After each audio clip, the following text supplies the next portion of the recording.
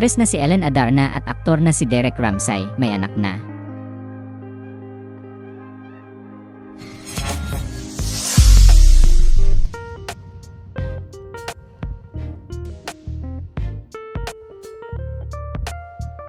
Nanganak na ang aktres na si Ellen Adarna sa unang anak nila ng kanyang asawang aktor na si Derek Ramsay.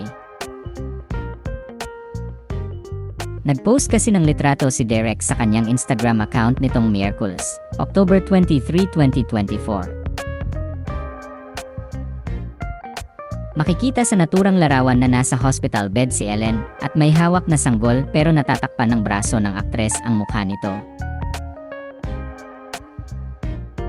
Katabi ni Ellen sa naturang litrato ang panganay niyang anak na si Elias Modesto, na anak ng aktres sa dating karelasyon nitong si John Lloyd Cruz.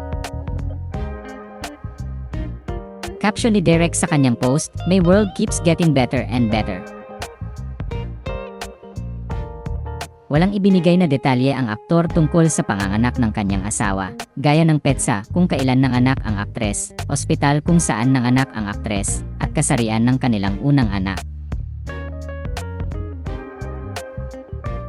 Ngunit base sa impormasyong nakalap ng pep.ph, isinilang ni Ellen ang unang anak nila ni Derek noong Martes, October 22, 2024, at babae ang kasarian ng anak nila.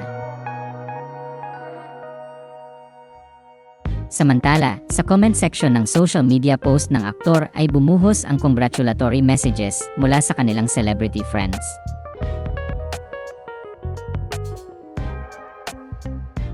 Ginamit ni Derek ang hashtag na #HouseOfDragons sa kanyang social media post, hudyat na natupad ang pangarap nila ng kanyang asawa na magkaanak sa Year of the Dragon.